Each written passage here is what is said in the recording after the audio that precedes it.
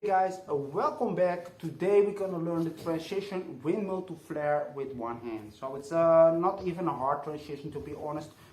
It's a little bit easier if you do it my way, but actually it works for almost all types of flare transitions from windmill. Because you can actually do that in a couple of ways, right? You can use your head, land in the freeze and do. I sort of use my head, but also just basically go to the freeze and flare. That's my way. A lot of people do sort of the chair flare way, which is fine.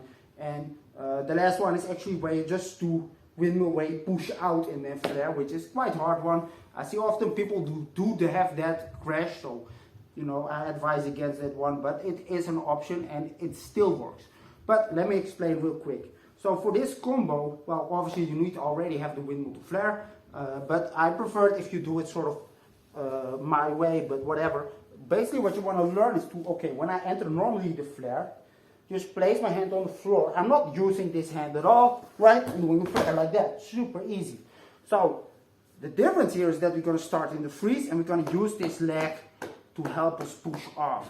So it's all the same, but I'm going to use the freeze right now. So to do that, I swing this leg like normal, but I also push out my hand quickly. So I actually end up in the good, correct position for the flare. So simply leaving this foot on the floor and flare, right? And if you wonder how to do that, well, simply I push my body up like this. Because if you push your body up, you automatically fly into the flare, basically. So now we use the leg, but why did we need to use the leg? Well, simply because we don't have rotation forward. So when you go from a move, let's say the halo, the head spin, the jackhammer, all these moves that you basically can use with one hand, like you can land on one hand, and of course the windmill, which we're going to do today, you simply already have rotation forward, right? Make sure your windmill rotates nice and round, and then simply this momentum that goes circular around your body will enable you to make this leg kick forward like this.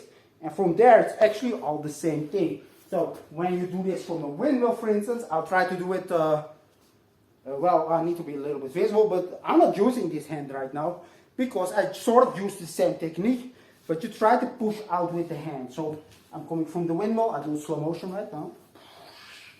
Right here I go over my shoulder, and as soon as this freeze touches, I push like this. You try to sort of, you can also use this by two hands, by the way, push like that. And if you do it correctly, it almost looks like you don't use the freeze, but that doesn't really matter in this case, because you can use the freeze or not. You can actually, like I said, it doesn't even matter if you do this one. As long as you push out and just have the rotation forward, you can practice it with the chair technique if you want. So you just stay in the freeze and go, or you can, you know, practice it with the push technique if you want. That's actually where it sort of happens automatically often, right? Because you already have that rotation. So yeah, it works also with halo and head spin, but of course the windmill is way easier. So let me show you guys windmill to flare with one hand, by simply pushing out and using the momentum of my windmill to do this little combo.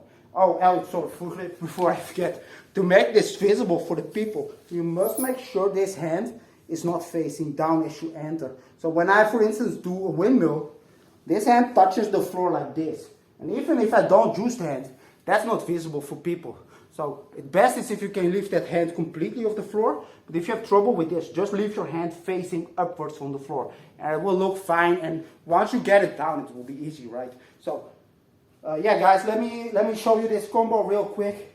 So from here, windmill, not using the hand, drop into flare like that, right?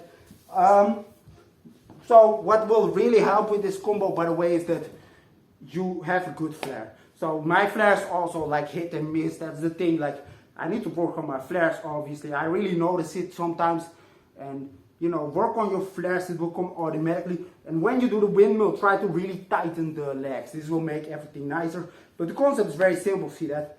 But when I do halo or head spin, and I make sure my legs are tight, I still have the same rotation forward as the windmill, right? You simply drop into the freeze and then do the exact same thing.